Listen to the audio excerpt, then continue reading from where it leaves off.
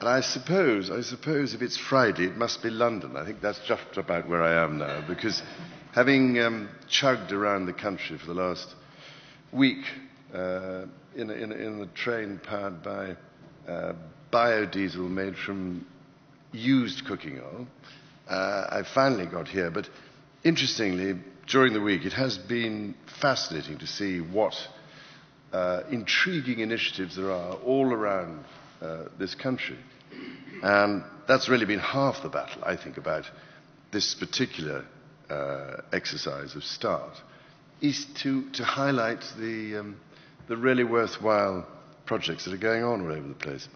And as you can imagine, perhaps, when we first thought of this, and my original idea about 4 years ago was to see if we could possibly emulate the sort of things that my great-great-great-grandfather, Prince Albert, had done in the 1851 exhibition, which, of course, was to show people then what was going on and what opportunities there were at the very height of the Industrial Revolution.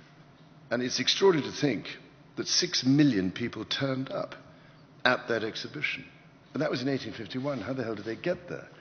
And, the railways were, I suppose, roughly in their infancy, to say the least. So all of you discussing transport, I think, probably might find that an interesting subject. But many people came back again twice, from what I gather. But it seemed to me that if we could do something along those lines, which would help people to understand what possibilities there were, what opportunities there were in this whole effort to find a way of living in a more sustainable way, of creating a low-carbon economy, of creating ever greater energy efficiency, and so on and so forth, and reconnecting ourselves with nature once again, instead of kicking her to one side and suppressing her and saying, we are separate from nature and she is separate from us, instead of understanding that we're actually part of her in an integral way. The great thing, I think, is to enable people to see what possibilities there are. A sort of glorified ideal home exhibition. And up to now, as probably some of you have known to your cost, through Business in the Community and the May Day initiative which we started, much of the effort has been on a business-to-business basis, which is splendid. And we now have 2,600 companies that are part of the May Day network, and that is making a substantial difference as a result of the remarkable work done by many of these companies, who have started looking at many of these issues in detail, getting their clever and innovative people to investigate more carefully, and, as Marks and Spencers have found out, with their particular initiative, the Plan A, it's actually saved them a huge amount of money and made money on top of it. Surprise, surprise. So much of the work has been business to business. What seemed to me important was to have a public-facing exercise this time, where the customer, the consumer, members of the public could actually discover, to their amazement, what is possible out there. And interestingly today, going round the 3 gardens, all sorts of people were coming up and saying, God, it's marvellous this, are you going to do it again? I said, well, it's very good of you to turn up, because there might have been nobody here after all that.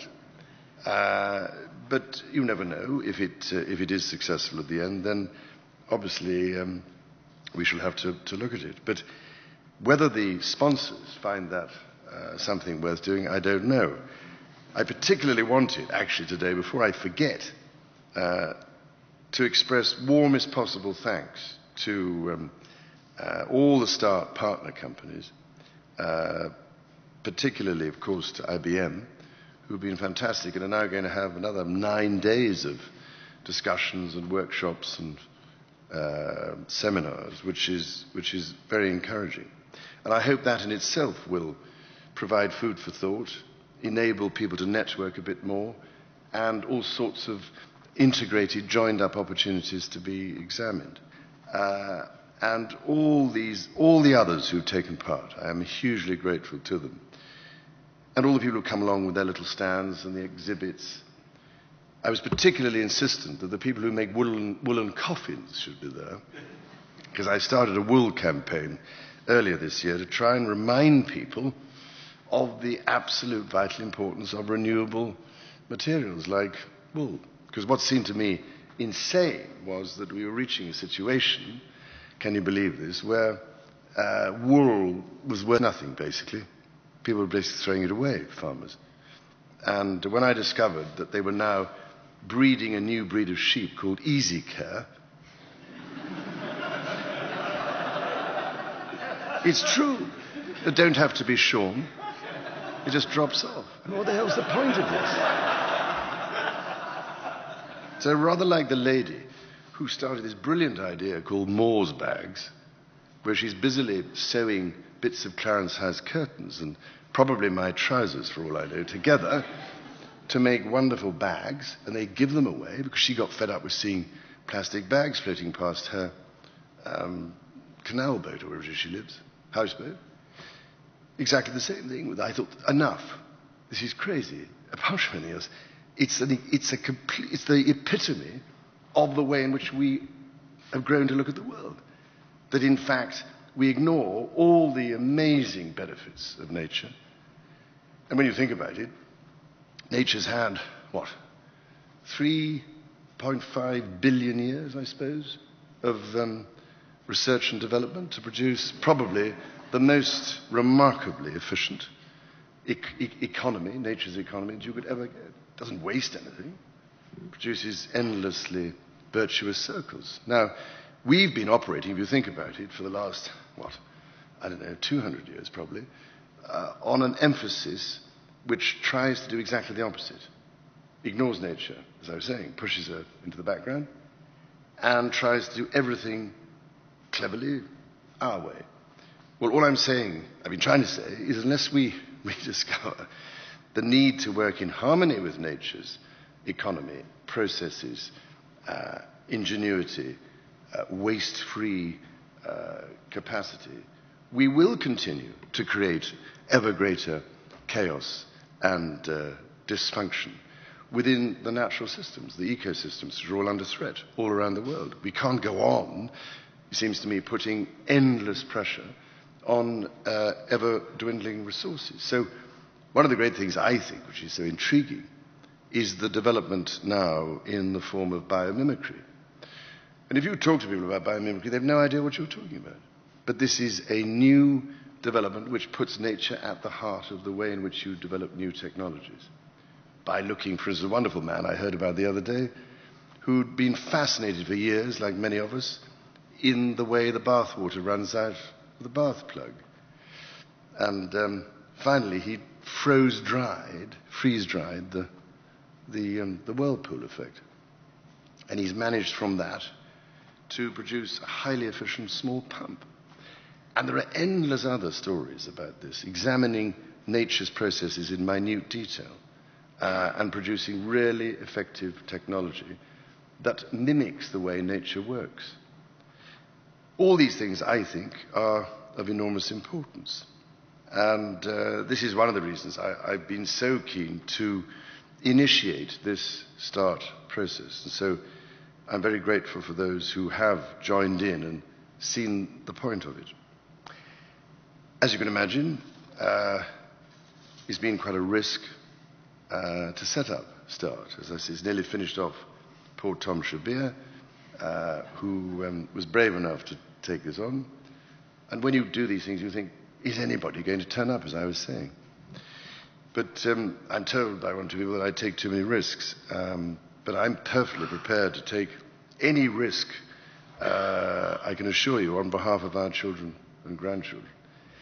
And at the end of the day, that's the point, really, I think, about all this, is that we have to take further risks in order to develop the kind of approach to the world around us, to the way we live, which can ensure that what we leave behind is durable and not just an appalling poison chalice to those who come after us, which at the moment is what we're likely to do if we don't really take these issues seriously.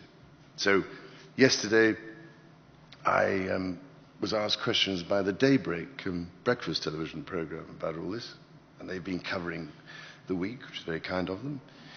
And they were asking me about some of these aspects of this whole campaign.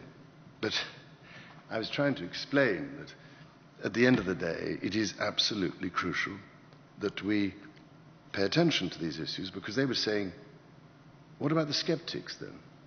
I said, well, absolutely, but surely, if you think about it, taking a precautionary, common sense view might be a good thing to do. And if you happen to visit, which I strongly recommend anybody to do, the British Antarctic Survey offices in Cambridge, you will see there the ice core samples that they've taken from the Antarctic, which have gone down to a depth equivalent to nearly 1 million years. And when they plot a graph of the atmospheric CO2 that's contained in the bubbles within the ice core samples, going back all those years, you actually see how there is, on the whole, a relatively stable form of oscillation over that long period of time, until suddenly you get to the 18th century and the start of the Industrial Revolution. And then, rivetingly, it starts to rise, and then it becomes very much more exponential, as you can imagine, nearer to our time now. So, I mean, the people who say there's no science in climate change, to me, it seems they're not quite sure which planet they're living on. But, ladies and gentlemen, the important thing is this is the only planet at the moment we know about that we can inhabit. It does seem pretty damn stupid to me to wreck it for the future. So I'm enormously grateful to you all for taking an interest. And after all, Britain, with her great history, her ingenuity, all her extraordinarily innovative and inventive people here, many of whom, if you read the history, have been disregarded and accused of being idiots and eccentrics. There are an awful lot of marvellous people here who can contribute hugely to a new form of sustainability revolution and provide huge opportunities. So that is what I hope the START project will achieve in due course. Thank you, ladies and gentlemen.